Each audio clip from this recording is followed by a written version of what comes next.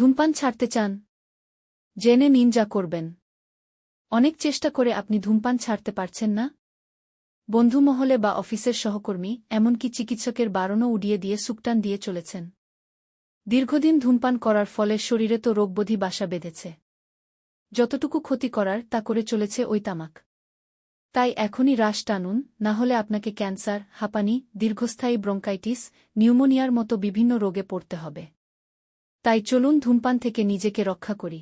Oats 2 cup ফোটানো পানির সঙ্গে 1 চামচ ওটস মিশিয়ে সারা রাত রেখে দিন।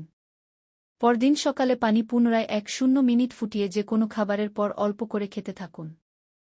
এতে শরীর থেকে নিকোটিন বের হয়ে যাবে। সে সঙ্গে কমবে সিগারেট খাওয়ার ইচ্ছা। মূলা 1 গ্লাস মূলার রসের সঙ্গে পরিমাণমতো মধু মিশিয়ে দিনে 2 বার খেলে ধূমপানের ইচ্ছা একেবারে কমে যায়। আঙুরের রস শরীরের ভেতরে জমতে থাকা টক্সিন বের করে নেয়। ফলে একদিকে যেমন ফুসফুসের কর্মক্ষমতা বাড়ে, তেমনি সিগারেট খাওয়ার ইচ্ছাও কমতে শুরু করে। মরিচের গুঁড়া 1 গ্লাস পানিতে অল্প মরিচের গুঁড়া ফেলে সেই পানি পান করলে ফুসফুসের ক্ষমতা বাড়ে। সে সঙ্গে ধূমপানের কারণে লাংয়ের যে ক্ষতি হয় তা ধীরে ধীরে কমে।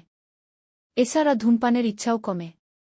আদা ধূমপান ছাড়তে চাইলে আদার সাহায্য নিন। এতে উপস্থিত বেশ কিছু উপাদান নানাভাবে সিগারেট খাওয়ার ইচ্ছাকে দমিয়ে দেয়। এক্ষেত্রে আদা চা বা কাঁচা আদা খেতে হবে।